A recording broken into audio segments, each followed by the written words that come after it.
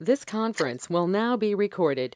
Okay, so good morning, everybody, and thank you for joining us this morning on Thursday, the 6th of January. Happy New Year to you all. Hope you all had a great break. And this is the first of our webinars for 2022. And we've got a great series actually lined up for you. We've already planned the next 6 months worth of webinars, and we have a question time event thrown in there. So before we actually get started, we just have to read out our usual disclaimer. Which the following presentation is produced for general guidance only, and professional advice should always be sought before any transaction is undertaken. Individual circumstances can vary, and therefore no responsibility can be accepted by Harts Limited or any of its affiliates for any action taken or any decision made to refrain from action by attendees of this presentation. Formalities over. We thought we'd just give you a quick government update, and because of the Omicron virus that's going around now, the Omicron variant of it all, businesses in the hospitality and leisure sectors in England are eligible for one-off grants of up to £6,000 per premises. And then there's another £100 million discretionary funding being available to local authorities to support other businesses. So if you think you need some support, get in touch with your local authorities, see what they've actually got available for you. And they've also announced they will also cover the cost of statutory sick pay for COVID-related absences for small and medium-sized employers across the UK. So again, it's a little bit of help. It's not a huge amount of help there. I was speaking to a client yesterday who had 15 teams of his 45 teams on the road off with COVID. So statutory sick pay isn't going to help a great deal there, but all small bits will help. We're coming up to 31st of January, which is the filing deadline, and at the moment we've not had any indication that that's going to be extended like it was last year. So we're still aiming to get everything in by 31st of January, so that's sending in your self-assessment return form, along with paying your self-assessment income tax. Now, if you are struggling to pay for whatever reason, then you still have the opportunity to arrange to pay over 12 months if your tax liability is less than £30,000, and you can actually make this arrangement to pay online. You don't actually have to speak to anybody at HMRC, which is actually pretty good, really, because it probably take you at least half an hour to 40 minutes to get through to anybody to speak to them. They've also just suspended their web chat service as well for the next 3 months. So you can't speak to them that way either, which is a bit bad things. We're just coming up to 31st of January. So this is a facility, you can just fill in the details online, and if you owe up to £30,000 and you're struggling to pay, you can make an arrangement to pay over 12 months. Just get in touch if you want any further details. Recovery loan scheme is still available out there, and we still have the national insurance rise of 1.25% from 6th of April 2022. One of the biggest things I haven't put on here actually, which is now beginning to cause a bit of a stir, is the clean air zone for Greater Manchester. So if you are operating vans, trucks, buses or whatever, we have the clean air zone charge coming in from May 22, and some of you may have seen some signs popping up in your local area. Now this covers the whole of Greater Manchester, so that's from, say, Stockport in the south through to Oldham in the north to Wigan and so on. So if you want any further details, please let me know, but there is going to be a congestion charge for older vehicles. Now this doesn't apply to cars at the moment, only applies to vans, but we've seen that before. It's a watch this space really. So there's been a bit of a kickback on that recently as it started to come out there, but if you want any further details, again, please get in touch or go to our website and we've written a blog on that for you. Other online resources, follow us on LinkedIn at Harts Limited, subscribe to us at YouTube at Harts Limited, and follow us on Twitter as Harts Accountants, and we're able to get loads of information from there. We're regularly putting out updates and information for you. And these are our next webinars. On the 20th of January, we are having a pricing psychology webinar. And this will give you some amazing insights into how you can use pricing psychology to increase sales. And we've got some very interesting examples in there. On the 3rd of February, we are looking at having some top Excel tips by a guest speaker who's who touts himself as the Excel Time Lord, who explains himself as that because he can save you loads of time with a load of top Excel tips. So feel free to log on to that. And then on the 17th of February, it's going to be how to prepare your business for sale. So it might well be useful if you're looking to do that and you want some tips on that, just log on to that. We'll give you some advice on that. On the 3rd of March, all you need to know about company cars and the electric car revolution. So it's well worth going on that if you've ever wanted to know about electric cars. And in fact, it's one of the questions we are most often asked is, what are the tax effects of my electric car? What tax effects of a normal car, petrol or diesel, and so on. So have a look on that. 17th of March, we've got another guest speaker on how to network and some networking tips as well. So hopefully as we come out of isolation and get back into the real world where we're all going to be meeting each other again, that may well be worthwhile.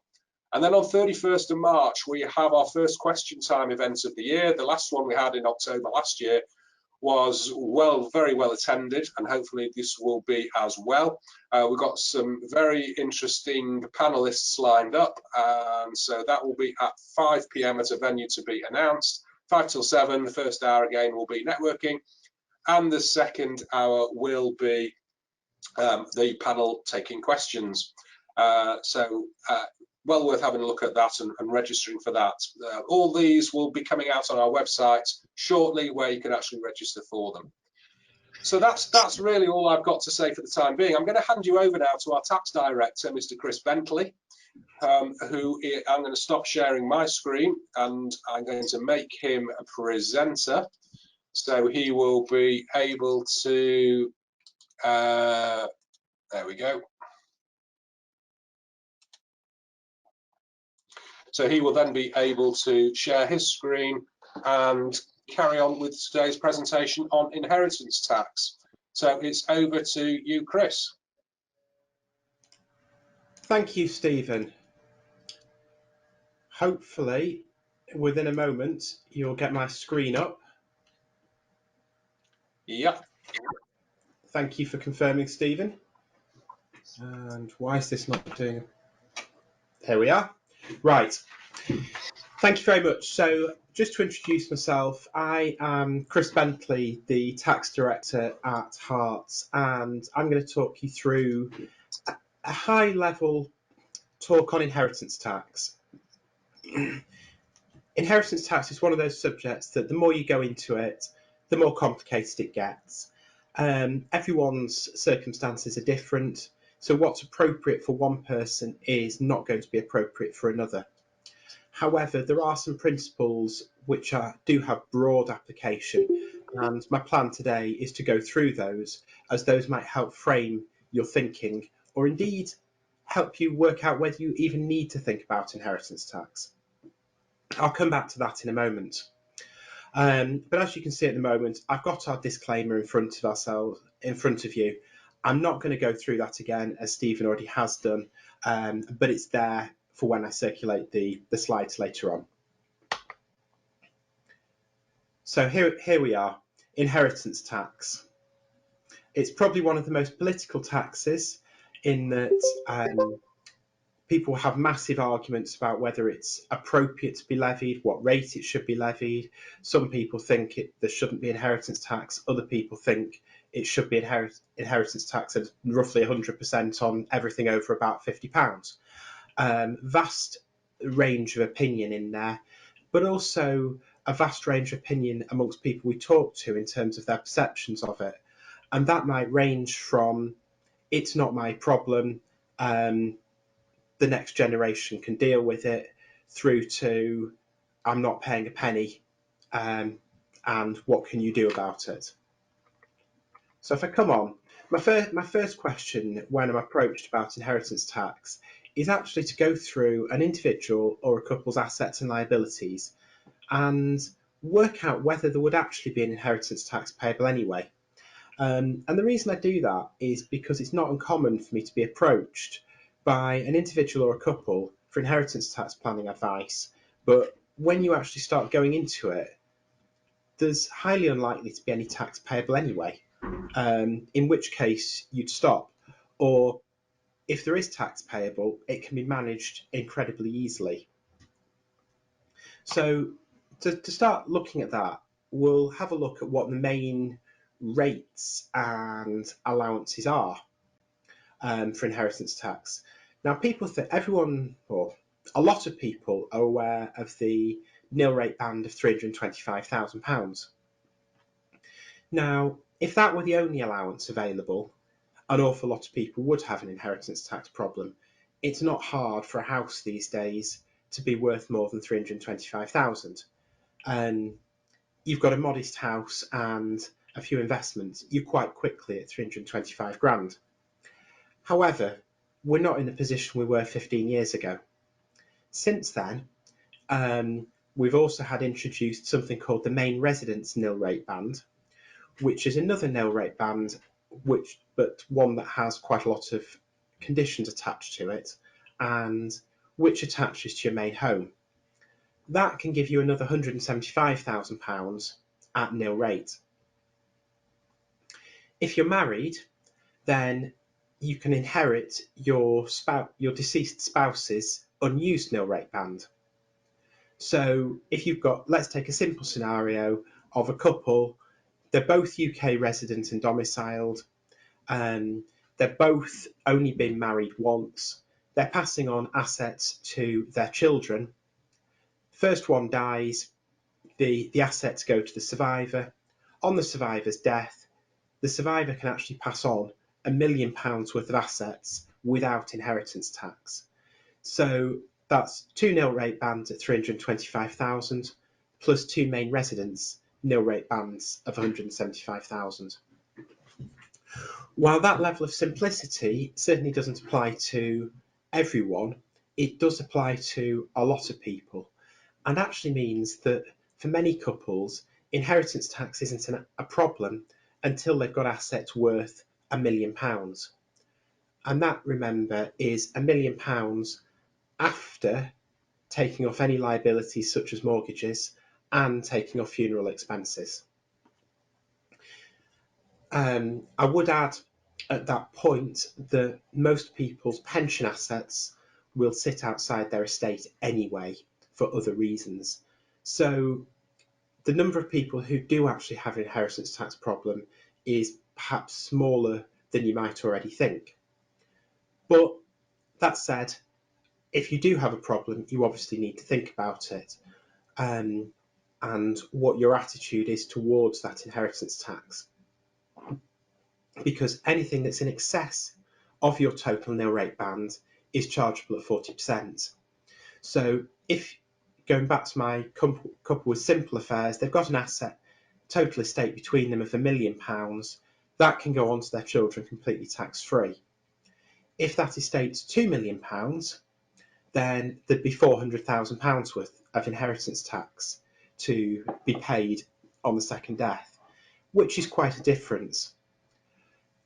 And once you go above 2 million, the inheritance tax problem starts to become worse, because one of the conditions of the main residence nil rate band is that it is withdrawn if the deceased estate is worth more than 2 million. In practice, that can give you a 60% inheritance tax rate between 2 and 2.7 million. Once you start getting to those numbers, starting looking at planning is definitely worthwhile. I'll just return to the main residence nil rate bands because, as you can see on the slide, I've noticed that it does come with conditions, and therefore it cannot be assumed that it's available. The first one is that it can only attach to your main house or proceeds from the disposal of your main house. So if you were someone who lived in a £200,000 house and had £800,000 in ISAs, you're not going to get £1 million that you can pass on to your next generation because only £200,000 related to the house. If it was 350,000, so 2 times 175,000 for the house and 650 in investments, you would have it. If you're in the modest house with bigger investments, you don't get it. I've mentioned that main residence nil rate band is withdrawn if an estate is worth more than 2 million. The third big restriction on it is that the main residence must go to your direct descendants. So that is children, grandchildren, great grandchildren. If you've never had children, you don't get it. Not sure completely what the government's policy intent was around it. It was probably something around politics and saying that a couple could pass on £1 million free of inheritance tax, but they couldn't afford it. But we are where we are, and the main residence nil rate band does come with a number of conditions. A final point to note at the moment is that if you've had multiple marriages, you can't inherit several nil rate bands. You could only inherit a full one additional nil rate band. So I'll now move on to gifting, because for a lot of people who have assets in excess of the nil rate bands, managing an inheritance tax liability, often the easiest way to do it is by gifting. And that's particularly the case if the individual's approaches when they are, I'm going to say, relatively young. And by that I mean in their 60s with adult children, possibly into their 70s. And the reason for that is if you give away assets and survive 7 years, then there is no inheritance tax to pay whatsoever. For obvious reasons, that's easier to do if you're in your 60s than in your 70s than if you're in your 80s, for the simple reason of life expectancy. I'm not going to go into life expectancy, but your average 60-year-old has probably got a lot more years to look forward to than your average 80-year-old. The amount you can gift and take advantage of this 7-year rule is completely unlimited. The main restriction on it is that it must be an outright gift. So you can't give away some assets and then say, you know what, I need to continue to use that. So that stops you giving away your house, for example. It would also stop you giving away a classic car that you like to drive at weekends. It would stop you giving away an investment portfolio that you wanted to take the interest from. Don't get into trying to give things away and retain benefits, because the tax consequences of that are normally disastrous. It's just something you don't want to go into unless you want to fill the government's coffers. So that the other big thing around gifting is that it's got to be right for the family. Most families or most individuals I speak to will have an opinion on whether it's right to give an individual significant assets. Most people don't want to give their 18-year-olds or their 21-year-olds 100 grand. They're fearing it's going on an expensive party. Some people have fears that the individual they gift the asset to will marry badly and then the spouse will run off with half of it on divorce. Other people are comfortable that their next generation is at a stage in life where they're capable of taking that money and having it sensibly, B, they need it, and C, they're comfortable about the marriage, that it's not about to end up in an inexpensive divorce. So those things all need to be taken into account. The next major area of gifting that's often overlooked is actually regular gifts out of income. If you are making regular gifts out of your income, and that's your post-tax income, these gifts can be immediately exempt from inheritance tax. There just has to be a pattern of regularity. Where we see that most regularly is where we have an individual who is retired, has significant surplus income. So let's say this individual has 100 grand a year after tax. They don't need 100 grand a year. They're not interested on going on 3 round the world cruises every year. So they're piling up money each year. Now what they might choose to do is pay their grandchildren's school fees. That's a gift to the grandchild because it's paying their school fees. But it's coming out of their surplus income.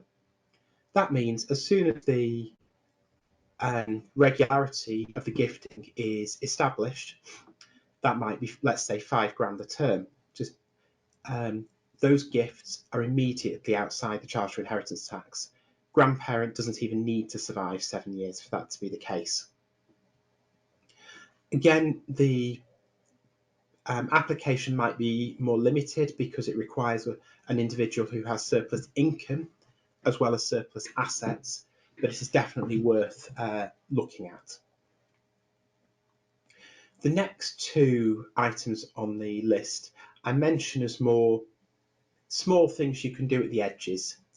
And anyone can give away £3,000 a year, that's per tax year, and it's immediately exempt from inheritance tax.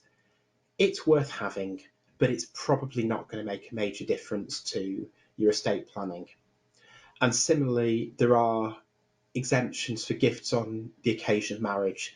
So if you know someone getting married, you can give away between £1,000 and £5,000 and it's immediately exempt. The amount's determined by who it is getting married and their relationship to you. Again, these allowances, I believe, haven't been updated for about 40 years. They're there at the edges, but they're not massive. Finally, many people we speak to are considering charitable bequests in their will. If that is the case, it's worth noting that the amount that goes to charity is taken off the estate that's subject to inheritance tax. So let's say you've got an estate of 1.1 million, but you're giving away £200,000 to charity. In that case, there will be no inheritance tax to pay because the estate that's subject to inheritance tax is only 900 grand. 1.1 million less 200,000. If it's a bigger estate and you're giving a significant amount to charity and there is still tax payable even after the charitable bequests, then it's possible that the tax rate on the remaining estate is reduced to 36%. The government's trying to encourage charitable giving, but again, it's only appropriate if you want to include charitable bequests in your will. I'll now move on to the other major reliefs from inheritance tax that we see on a regular basis. The first of that is business property relief. If you're in business, then your shares in your trading company are probably will have business property relief applicable to them. If that's the case, then in most cases there is no inheritance tax payable should you die holding those shares. There is an interaction with the main residence nil rate band, which I won't go into, but broadly they are a good asset for inheritance tax purposes. The main restriction on business property relief for shares in trading companies are that, firstly, they have to be a trading company. Property investment companies, buy-to-let companies do not qualify. And secondly, there is a sliding scale if you've got a hybrid company. And you can have a hybrid company if you've got very large amounts of cash in there. So if you've got surplus cash or property in your company, we would need to consider whether business property relief is applicable. Business property relief can also apply to sole traders or partnership businesses for those who trade through a different vehicle. And if you've got a property that you own personally, but which is used by your business, in some circumstances, that property will also attract business property relief. If that's the case, it's worth a discussion because the rules are complicated. And finally, business property relief can also apply to AIM-listed shares. We do occasionally see people who have invested in AIM-listed shares specifically for the purposes of the inheritance tax reliefs. If you're thinking about trying to do that, make sure that the tax tail isn't wagging the investment dog, AIM listed shares, as any financial advisor will tell you, are higher risk. So therefore you must seek financial advice before seeking to do that. The commercial investment side must come in front of the tax side. And finally, on the major release, we do see agricultural property relief from time to time. It doesn't just apply to farmers. It can apply to those who own farmland and have owned farmland for a number of years. I think Dyson may well, of vacuum cleaner fame, may well be someone who has invested in large quantities of farmland specifically for that purpose. At this point, I'm just putting one slide on trusts. It doesn't fit particularly well here or in the second section of the webinar in terms of planning, but they do need a mention. So I'll do it now. And that is, trusts can be very flexible structures, but they can also be complicated. There's an awful lot of different ways you can structure a trust, and how they're structured can determine how they're taxed, and the tax on trusts is complicated and beyond the scope of this webinar, both the income tax and the inheritance tax generally. They're a powerful asset protection vehicle, particularly discretionary trusts, but they can be tax efficient in some circumstances. In other words, if you're thinking of providing for your next generation, but you're really worried about divorces, they can be helpful because the assets aren't owned by the next generation, they're owned by the trustees, and the trustees decide how the income from them is distributed. That means that it's much harder for a divorce court to get into those assets and give them to a spouse who is going their separate ways. In terms of if you're setting one up, I will note that there can be a lifetime tax charge on transfers of assets into the trust which are in excess of the nil rate band. In this circumstance, the main residence nil rate band doesn't apply, so you're looking at 325 grand for an individual, and because you've not got a deceased spouse at this point, you are talking about 325 grand, although it could be 325 grand for you and 325 grand for your spouse. But you can end up with a 20% tax charge and assets above that, so careful planning may be required. And if you die within 7 years of making a settlement, then there may well be a further tax charge on the assets you put into the trust to bring the total tax charge up to 40%. So advice is required. And it's also worth considering at this point, before we go into any planning, what happens if you die without a will. The news is bad here. The law, rather than you, decides who gets your assets. There's a complicated set of rules which set out who gets them in what circumstances, and the full details are in our webinar of 6th of January 2021. Yes, it was done a year ago today, that date is correct, and that webinar remains on the Harts website and on YouTube. What I will say is that the results of dying without a will are often not practical.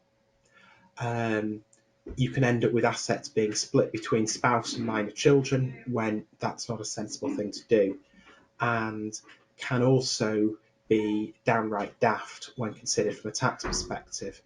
And I'll mention at that point an example I've come across very recently. The family situation is that we have grandfather in his mid-80s, grandmother has already died. We have son in his mid-50s with a granddaughter in her early 20s. There was also a daughter in her mid-50s. Daughter in her 50s died last year without a will and having divorced, so unmarried. Her estate under these rules goes to her father, who is in his mid-80s and who has 7 million of assets at the moment. So all that the inheritance, the laws of intestacy have done there is add another few £100,000 to the likely estate of grandfather on his death, and probably add another £100,000 to the inheritance tax bill. So the strong advice here is to avoid these problems and make a will. Yes, it means speaking to a solicitor, but you need to do it. The second part of this webinar is looking at when inheritance tax is payable, what can be done to reduce it. And when I get into this, I will be looking first at the major areas of an individual's wealth. Pensions, as I said, aren't on that list because they're almost always outside the estate for inheritance tax purposes. But those who are on this webinar are likely to have areas of wealth in the following areas: trading businesses, investments, properties, and their main home. And it's much more difficult to pass on assets at the bottom of the list tax efficiently. A trading business is tax advantaged from both a capital gains tax perspective and from an inheritance tax perspective. We can do planning with a trading business during your lifetime. You can make outright gifts of shares, and quite often there'd be no capital gains tax to pay.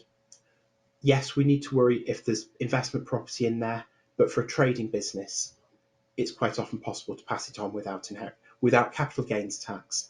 And because of business property relief, which I've mentioned earlier, no inheritance tax either, whether that's during lifetime or on death. It's also possible to put these businesses into trusts, both during lifetime and on death, without there being inheritance tax. And again, that's due to business property relief. So discretionary trusts are worth considering here because they're excellent vehicles protecting assets, particularly in complex family situations. And by that I mean you might have 2 marriages, 3 marriages, children from various marriages, and you want to divide up assets appropriately. Your next generation might have dodgy marriages, or you don't trust them to marry appropriately. So the asset protection becomes more and more valuable. The correct lifetime strategy here would depend on the donor's need for control of the business, for income, for flexibility, and what level of asset protection is going to be required going forward. So that would be the first area that we would look at. On death, there is also planning that can be done. If you get a terminal prognosis, you own a business, it can be passed on shortly before death and rescue the nil rate band.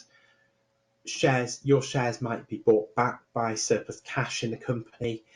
That can reduce an inheritance tax liability and can be done shortly before death. But both of those we've done in practice within the last couple of years and successfully reduced an individual's inheritance tax, or sorry, an estate's inheritance tax bill. I've mentioned trusts, perhaps for benefiting the grandchildren. Once it's in the trust, it's actually in a more tax advantageous regime. It can come through to the grandchildren more efficiently. And it's also maybe a way to divide an estate. If you've got an estate and investments, do you need to put the business to, let's say, child number 1 and the properties to child number 2? How are you going to divide your estate? Who's going to run the business? Who's interested in the business? And I'll come back to all of this is a lot easier with a will. So once we've looked at the business property, I would then look at investments and properties that are held. These assets aren't tax advantaged. You're not going to get capital gains tax gift relief. You're not going to get business property relief, inheritance tax. But they're not ones that you can't give away like your main home. They have varying degrees of liquidity, so investments are often easier to deal with than properties because you can sell them over a number of years. to realise gains equal to your annual exemption and then give away cash. Properties you can't normally do that with because you either own a property or you don't. And of course, capital gains tax is 28% on residential properties, but only 20% on other investments like listed investments. So things that do get looked at with investments and properties, and I don't want to go into too much detail on this at this point, are trusts.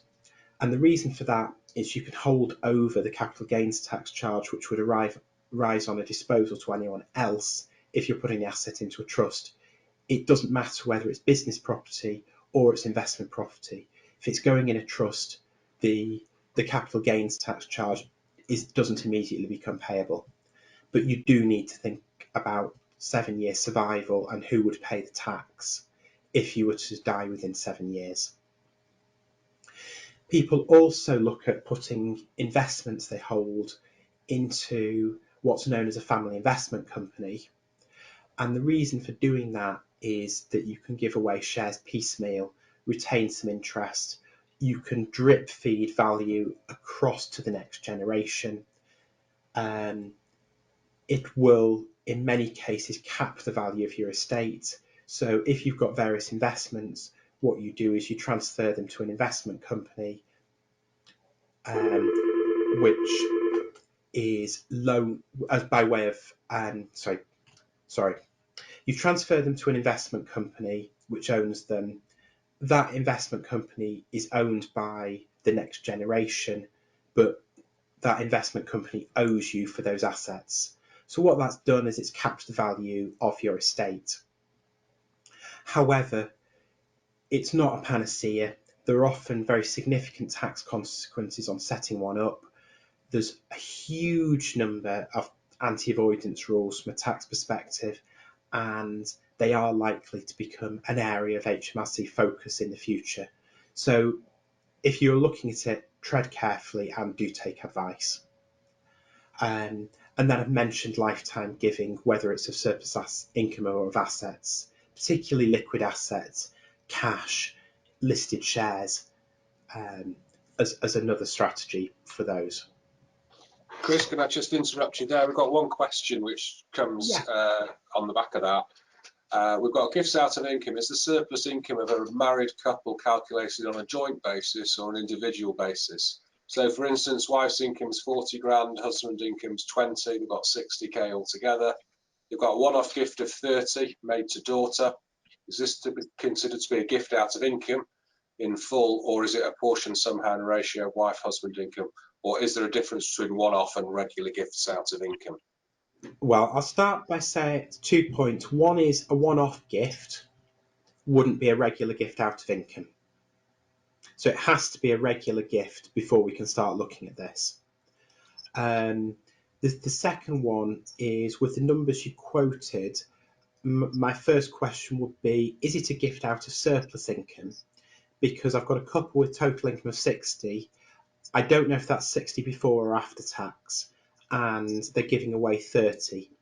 If it's 60 before tax, by the time I've knocked tax off and knocked 30 grand of gifts off, I'm thinking, unless they're living incredibly frugally, heating turned off and living off beans, it's probably not a gift out of surplus income.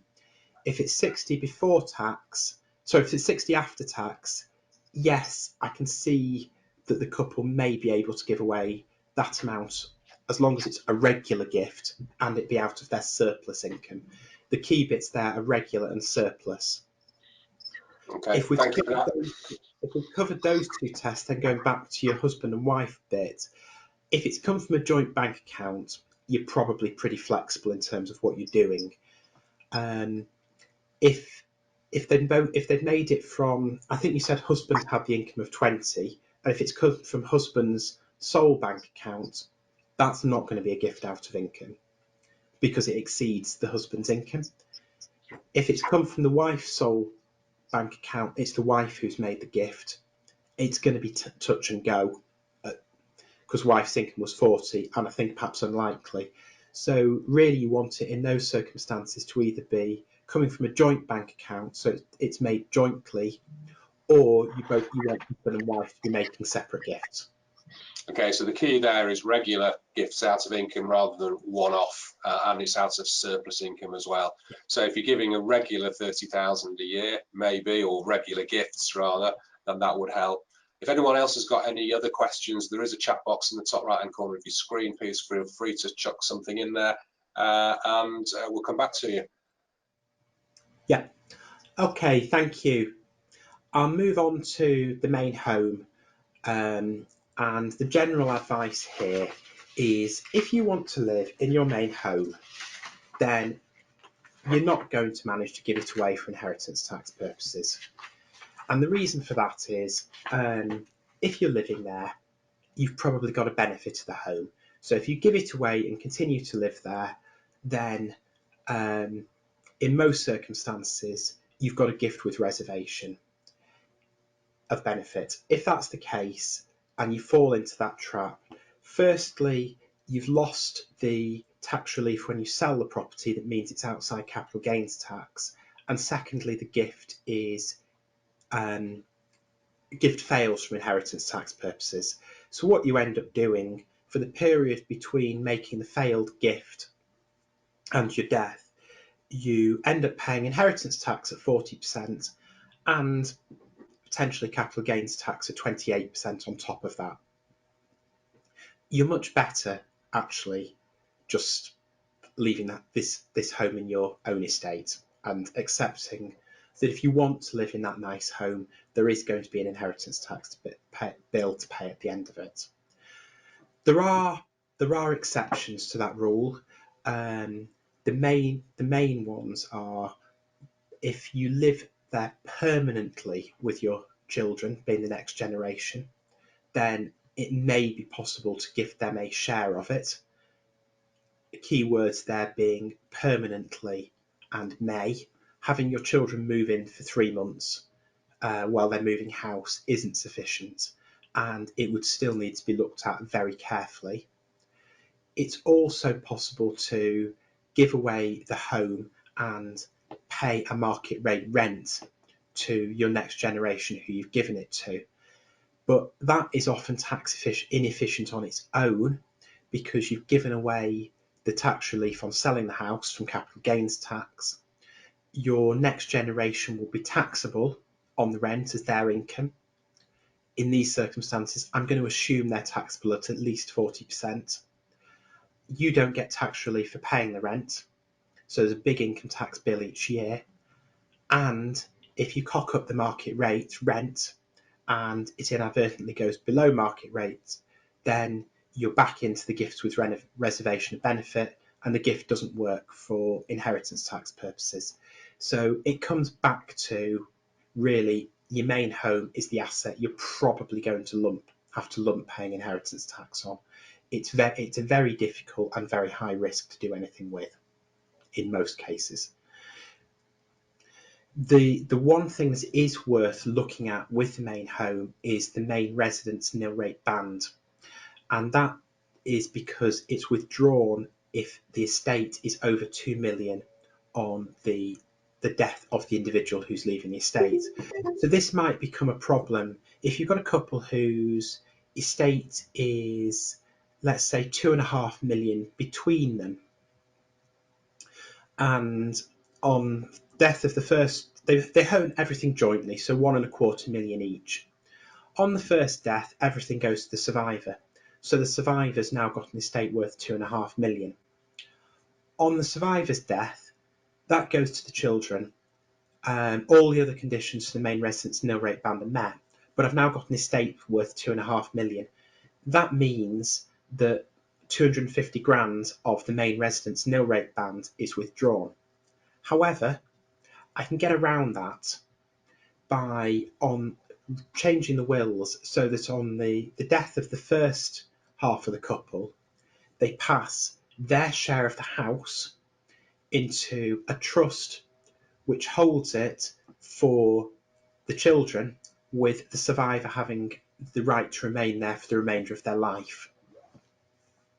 Now, that will mean that the survivor never owns never owns all of the house, which is effective for care home fees. And then that's the end of it. So there is a slide up for the next webinar, which Stephen has introduced. And I'll ask at this point if there are any other queries which people might want to raise. I've got one further query which has come in. Repaying investments into a trust with CGT holdover. Is there a limit of the IHT benefit that can be gained by the settlor?